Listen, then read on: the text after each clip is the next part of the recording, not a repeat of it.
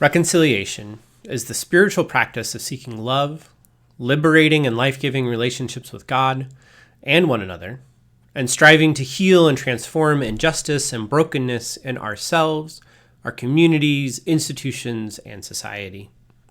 The Episcopal Church's work toward racial reconciliation, healing, and justice is guided by the long-term commitment to becoming a beloved community.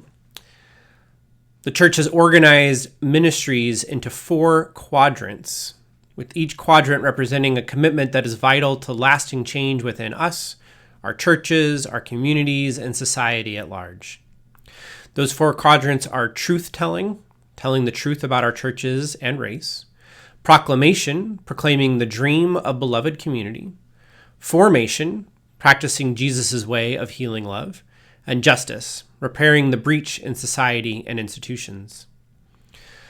Reconciliation, healing, and new life require telling the truth about the Episcopal Church's racial composition and its complicity in systems of racial justice and injustice, past and present.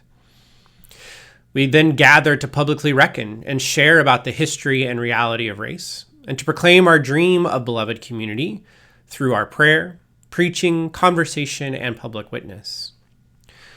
As in a church, we are always practicing and being formed in Jesus' way of healing love,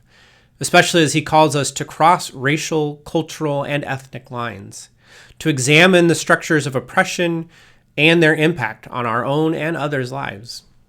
and then to grow as ambassadors of reconciliation and healing in this world.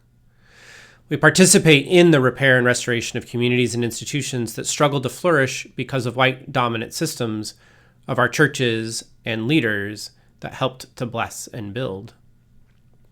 And we accomplish this work in a myriad of ways and expressions, based on the reality of our own unique lived experiences in our specific local communities, and how racial tension, violence, prejudice, and white supremacy have negatively impacted our siblings in Christ. The ongoing work, particularly around white supremacy, is a vital piece of our work in racial reconciliation, naming the presence and impact of white supremacy in our communities today,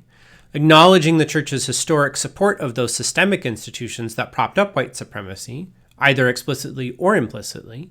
and exposing ourselves to education and recognition of when we have personally benefited from or even propped up systems of white supremacy ourselves,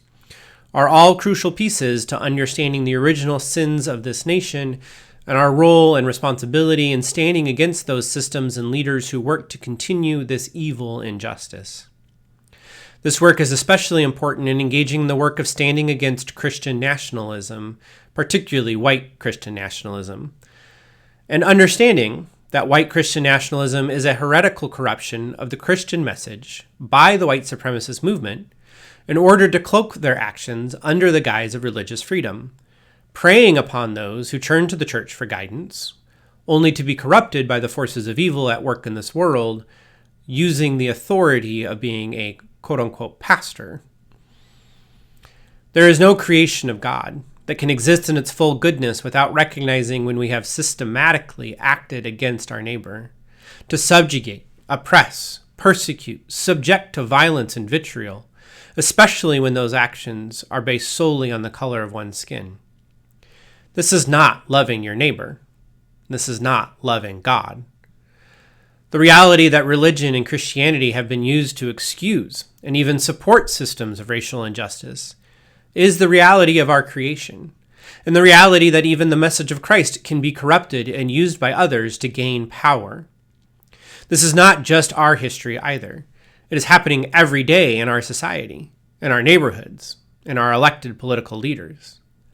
The Episcopal Church has made a commitment as a corporate body to address this reality in our churches, our communities, and our world. We engage in this commitment through education, activism, holy listening, pilgrimage, and reparations. We engage in this commitment because it is necessary to repair the harm that has been done, to establish and reestablish relationships with our siblings in Christ, and to provide the knowledge and courage to stand up against the ongoing racial injustices present in our lives. Reconciliation is the spiritual practice of seeking loving, liberating, and life-giving relationships with God and one another, and striving to heal and transform injustice and brokenness in ourselves, our communities, our institutions, and our society. And this is the necessary work for the church today.